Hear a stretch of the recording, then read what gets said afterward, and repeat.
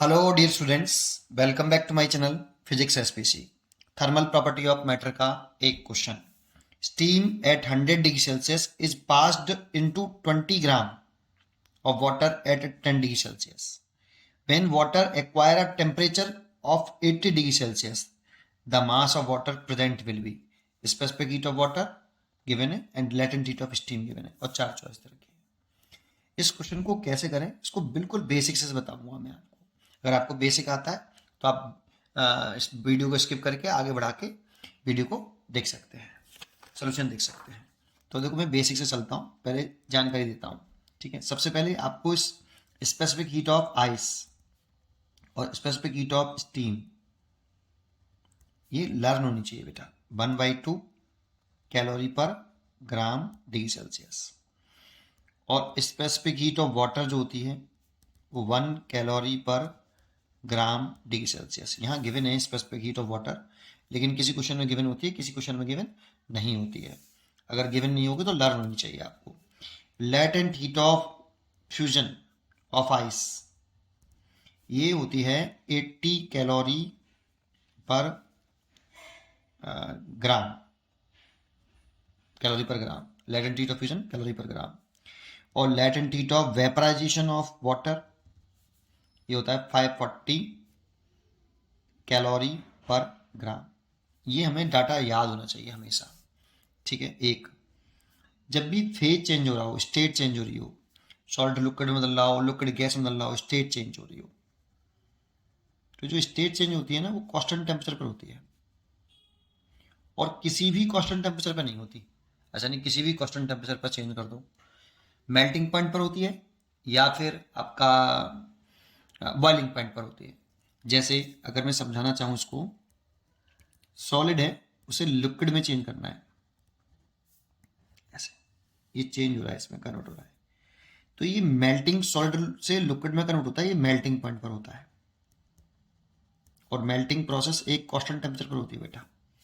Ice के लिए जो मेल्टिंग पॉइंट होता है फॉर आइस, अगर मैं यहाँ लिखूँ फॉर आइस लिखता हूँ, इसके लिए जो मेल्टिंग पॉइंट होता है, मेल्टिंग पॉइंट जो कांस्टेंट टेम्परेचर होता है 0 डिग्री सेल्सियस होता है। मतलब सॉलिड लिक्विड में कन्वर्ट होगा वो मेल्टिंग पॉइंट पर होगा। और आइस के लिए मेल्टिंग पॉइंट 0 होता है। अगर आइस है तो 0 डिग्री सेल्सियस, तो 0 डिग्री सेल्सियस पर मेल्ट होगी। कांस्टेंट टेम्परेचर पे स्टेट चेंज होता है बेटा, टेम्परेचर कांस्टेंट होना चाहिए। ठीक है, जब ये सॉलिड लिक्विड में कन्वर्ट होता है ना तो हीट लेता है कौन? सॉलिड को हीट चाहिए, एब्जॉर्व करेगा हीट सॉलिड लिक्विड में कन्वर्ट होने के लिए। कितनी? मास into latent heat of fusion आता है, लेटेंट हीट ऑफ फ्यूजन। ठीक है, और एब्जॉर्व करेगा। लेकिन अगर लिक्विड सॉलिड में कन्वर्ट हो रहा होगा तो ये भी एक कांस्टेंट टेम्परेचर होता है फ्रीजिंग पॉइंट पर, फ्रीजिंग पॉइंट। और वाटर का जो फ्रीजिंग पॉइंट होता है ना, फॉर वाटर, इसका जो फ्रीजिंग पॉइंट होता है, फ्रीजिंग पॉइंट, ये भी कांस्टेंट टेम्परेचर है, वो 0 डिग्री सेल्सियस ही होता है यार, है ना। तो जब लिक्विड सॉलिड में कन्वर्ट हो रहा होगा तब वो हीट एनर्जी लिक्विड रिलीज करेगा, लिक्विड हीट एनर्जी अपने अंदर से रिलीज करेगा। रिलीज कितना? m into latent heat of fusion. ठीक है, एक केस हो गया ये। दूसरा केस है अगर लिक्विड ही देखें हम, वो स्टीम में बदल रहा है, स्टीम मतलब वेपर। जब स्टीम से लिक्विड से स्टीम बनती है तो ये बॉइलिंग पॉइंट पर होता है। ये भी टेम्परेचर कांस्टेंट वाली कंडीशन में होता है, एवरी टेम्परेचर पे स्टेट नहीं चेंज होती है बेटा, है ना। तो बॉइलिंग पॉइंट पर होता है और हर एक लिक्विड का बॉइलिंग पॉइंट अलग अलग होता है। जैसे इन केस ऑफ वाटर देख ले, टेम्परेचर कांस्टेंट होता है इसमें। Boiling point in case of water, boiling point क्या होता है बेटा? बॉइलिंग पॉइंट वाटर का ये होता है 100 डिग्री सेल्सियस, वाटर का होता है। तो जब लिक्विड से स्टीम बनती है तो लिक्विड हीट एनर्जी एब्जॉर्ब करती है, मतलब लेती है, एब्जॉर्ब करेगी। स्टीम को चाहिए, लिक्विड को चाहिए हीट एनर्जी, एब्जॉर्ब करेगी। तो मास into latent heat of vaporisation आता है। और स्टीम से जब लिक्विड बनता है तो ये भी बॉइलिंग पॉइंट पर ही होता है। और हीट एनर्जी ये रिलीज करती है बेटा। स्टीम जब लिक्विड में कन्वर्ट होगी तो स्टीम एनर्जी रिलीज करेगी, और कितना रिलीज करेगी? Mass into latent heat of vaporisation. ठीक है, लिक्विड स्टीम की चर्चा चल रही होगी तो वेपराइजेशन आएगा बॉइलिंग पॉइंट में, और मेल्टिंग और फ्रीजिंग पॉइंट की बात चल रही है तो फ्यूजन आएगा। ठीक है, अच्छा, जब केवल टेम्परेचर चेंज हो रहा हो, स्टेट चेंज नहीं हो रही हो, टेम्परेचर चेंज हो रहा हो only, change only, state change नहीं हो रही हो, तो फिर क्यू बराबर ms डेल्टा टी लगाते हैं। S is specific heat. इतनी जानकारी आपको पहले होनी चाहिए। ठीक है, अब मेन क्वेश्चन पर आ जाते हैं, इस पे आ जाते हैं। अब क्वेश्चन कैसे करते हैं जरा समझते हैं। इसमें भी थोड़ा सा कंसेप्ट है, एक बार पूरा प्रोसेस देखिए, है ना। मैंने इसके प्लेलिस्ट में जाइए, बहुत ढेरों वीडियो डली हुई है इसकी, मैंने बहुत सारी बनाई है इसकी, इसी टाइप के क्वेश्चन की, है ना। चलिए देखिए, पहले कह रहा है कि स्टीम है 100 डिग्री सेल्सियस पर। तो अब स्टीम कितना है वो बताया नहीं, तो मैंने एम ग्राम लेट कर लिया है बेटा, ये मैंने लेट किया है। एम ग्राम स्टीम है एट 100 डिग्री सेल्सियस। इसको पास कर रहे हैं, मतलब मिक्स कर रहे हैं, किसके साथ? 20 ग्राम और वाटर है एट 10 डिग्री सेल्सियस। इन दोनों को मिक्स कर दें तो एक सिस्टम बन जाता है बेटा, ये इसे एक सिस्टम बोलते हैं। यहाँ एक पॉइंट वेरी मोस्ट इंपॉर्टेंट है जो कॉन्सेंट्रेट करना चाहिए हमें। ये सिस्टम जो बना है स्टीम और वाटर का, ये सराउंडिंग से, दैट मीन्स आउटसाइड से, ना कोई एनर्जी लेगा और ना रिजेक्ट करेगा। सराउंडिंग को ना हीट रिजेक्ट करेगा ये सिस्टम, और ना सराउंडिंग से हीट एनर्जी लेगा। लेकिन सिस्टम के अंदर ये जो स्टीम और वाटर है, ये इन दोनों में हीट का रीडिस्ट्रीब्यूशन हो सकता है। जैसे स्टीम अगर वाटर में कन्वर्ट होती है, जैसा कि हम जानते हैं स्टीम वाटर में कन्वर्ट होती है, रिलीज करती है ये। अगर ये स्टीम वाटर में कन्वर्ट हो तो ये हीट एनर्जी रिलीज करेगी। जो ये हीट एनर्जी रिलीज करेगी वो सराउंडिंग में नहीं जाएगी, वाटर उसको क्या कर लेगा? एब्जॉर्ब कर लेगा। ये केवल एक सिस्टम के अंदर जो हीट एनर्जी रिलीज हुई उसको वाटर क्या करेगा? एब्जॉर्ब करेगा। तो केवल हीट एनर्जी का इनसाइड द सिस्टम रीडिस्ट्रीब्यूशन हो जाएगा, लेकिन हीट एनर्जी सिस्टम से बाहर ना सराउंडिंग को जाएगी और ना सराउंडिंग से अंदर आएगी। ये मेन पॉइंट है इसका सबसे। चलिए, अब दूसरा पॉइंट क्या होता है? एक पॉइंट तो ये रहता है, दूसरा पॉइंट हमेशा ये सोचो कि इनको सेम स्टेट में लाओ, दोनों को हमेशा सेम स्टेट में लेके आओ। पहला स्टेप कि सेम स्टेट में लेके आओ, स्टीम और वाटर दोनों की स्टेट सेम बनाओ, और टेम्परेचर, फाइनल टेम्परेचर कॉमन करो, क्योंकि मिक्स कर देंगे तो टेम्परेचर कॉमन हो जाएगा बेटा, और स्टेट सेम ले आओ। ये हमेशा करते हैं इसमें। देखो, अब वाटर को तो वाटर में रहने दो, क्योंकि हमें the mass of water present will भी चाहिए, और 80 ग्राम 80 डिग्री सेल्सियस टेम्परेचर चाहिए वाटर का। तो वाटर को तो आप 80 डिग्री सेल्सियस टेम्परेचर पे ले आओ बस, केवल, है ना। When water acquire a temperature of 80 degree Celsius, तो इसको 80 डिग्री सेल्सियस पे ले आओ। तो केवल टेम्परेचर राइज कर रहे हैं ओनली, है ना। 20 ग्राम, स्टेट चेंज नहीं हो रही, वाटर ही है एट 80 डिग्री सेल्सियस पे ले आए। तो टेम्परेचर राइज किया है, स्टेट नहीं चेंज करी है, और टेम्परेचर राइज होगा वाटर का तो ये हीट एनर्जी एब्जॉर्ब करेगा, हीट एनर्जी वाटर लेगा, तभी तो टेम्परेचर बढ़ जाए। तो कितनी हीट एनर्जी उसने एब्जॉर्ब करी? तो mass into specific heat of water into delta T. तो मास तो 20 ग्राम है, स्पेसिफिक हीट ऑफ वाटर दे रखी है हमें कितनी? 1, और डेल्टा टी कितना टेम्परेचर राइज हुआ है? 10 से 80, तो 70, है ना। ये कैलोरी में आ गया, तो ये 1400 कैलोरी, इतनी एनर्जी इसने क्या करी है। अब यहाँ से तो आगे जाना ही नहीं है, इतनी एनर्जी इसने एब्जॉर्ब करी है। वाटर 10 डिग्री सेल्सियस से 80 डिग्री सेल्सियस आएगा, तो इतनी एनर्जी उसको एब्जॉर्ब करनी पड़ेगी, इतनी ज़रूरत है उसको इससे इसमें कन्वर्ट होने के लिए। कितनी? 14 इतनी कैलोरी।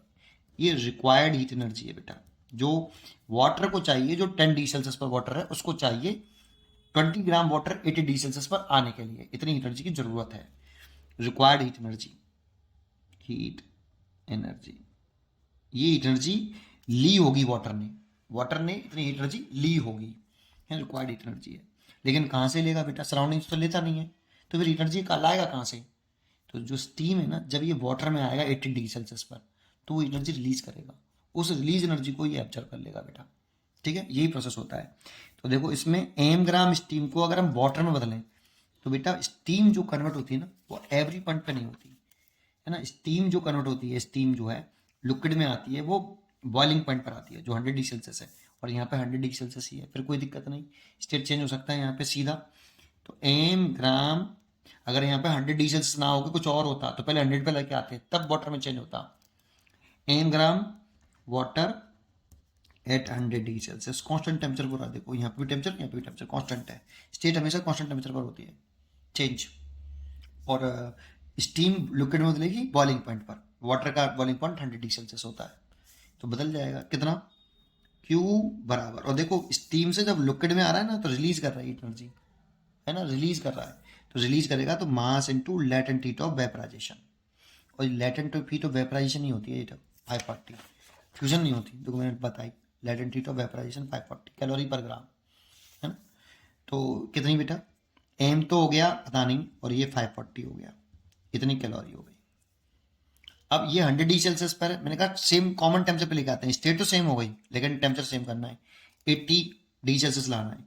तो देखो 100 से जब एम ग्राम वाटर ही रखना है और 80 डिग्री सेल्सियस पर आ गया तो टेम्परेचर फॉल हो गया, तो सोचो टेम्परेचर अगर फॉल करेगा तो वाटर एनर्जी अपने अंदर से निकालेगा ना, रिलीज करेगा ना, तभी तो टेम्परेचर फॉल होगा, तो ये और एनर्जी रिलीज कर देगा, कितनी कर देगा बेटा, अब स्टेट चेंज नहीं हो रही, मास लॉस हो रहा है बस केवल, तो कितना, m specific heat of water into delta T, तो एम की वैल्यू है आपकी एम ही है, स्पेसिफिक हीट ऑफ वाटर 1 दे रखा है क्वेश्चन में, यहाँ पे भी गिवन है स्पेसिफिक हीट ऑफ वाटर, और डेल्टा टी 100 से 80 डिग्री सेल्सियस फॉल हुआ है तो 20 का चेंज आया है, तो चेंज इन टेम्परेचर 20, इतनी कैलोरी।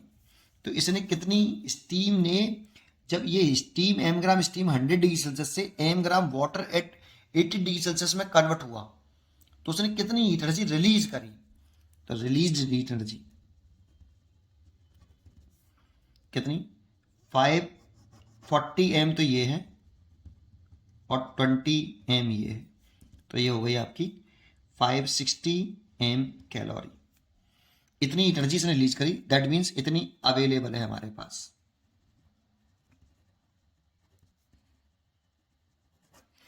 जब ये M gram steam 100 degree Celsius से एम ग्राम वाटर में कन्वर्ट होगा तो इतनी एनर्जी इसने रिलीज कर दी होगी, और जब ये इसमें आया होगा, देखो स्टेट सेम करनी है, पहली बात इसको समझो, ये पूरा सेम हो गया दिख रहा है, टेम्परेचर भी कॉमन और स्टेट भी सेम, हमेशा यही करते हैं, है ना।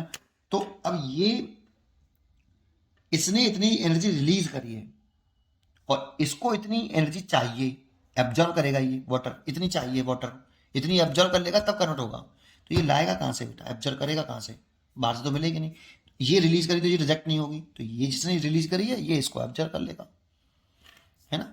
तो इससे मेरे पास अब क्या बन गया पता है, मेरे पास कितना ग्राम वाटर है, 20 ग्राम हीरा और एम ग्राम हीरा, तो कितना हो गया 20 plus small m gram water हो गया, और उसका टेम्परेचर कितना है 80 डिग्री सेल्सियस है बेटा, है ना, यही तो मेरे पास सिस्टम बना, और इसमें इसने रिलीज करी और इसने उसको एब्जॉर्ब कर लिया, तो रिलीज एनर्जी कितनी है बेटा आपकी 560 एम, और एब्जॉर्ब कितनी है 140, तो 0 से 0 कैंसिल हो गया, एम बराबर लिखें 140 बाई 56, 2 से काट दें 70 बार और 2 से काटें तो 2 और 8 बार, 7 से काट दें 10 बार और 7 से 4 बार, और डिवाइड करें तो ये 2.5 ग्राम आ गया शायद, 4 to 8, ठीक है 2.5 ग्राम, इतनी ये स्टीम आ गई बेटा, ये स्टीम का ही तो मास था बेटा कन्वर्ट होने से पहले, लेकिन अब ये एम ग्राम वाटर बन गया ना बेटा, ये स्टीम जो थी वो वाटर में कन्वर्ट हुई तो 2.5 ग्राम वाटर हो गया ना, ये स्टीम का मास था ना वो वाटर में कन्वर्ट हो गया, इतना वाटर है मेरे पास, तो टोटल मास ऑफ वाटर कितना हुआ बेटा, मास of water at 80 degree Celsius पर कितना 20 प्लस एम ग्राम, तो 20 तो है ही है, और एम की वैल्यू कितनी है 2.5, ये स्टीम थी ये वाटर में कन्वर्ट हो गई ना, देखो यहाँ पे एम ग्राम स्टीम थी, एम ग्राम वाटर आ गया 80 डिग्री सेल्सियस पर, है ना, तो इसीलिए ये कितना हो जाएगा 22.5 ग्राम वाटर हो गया बेटा आपका, और 80 डिग्री सेल्सियस टेम्परेचर है, टेम्परेचर पूछता तो 80 डिग्री सेल्सियस लिखते, इसलिए इसका जो चॉइस हो गई डी चॉइस इज करेक्ट। पढ़ते रहिए और खुश रहिए। Thank you.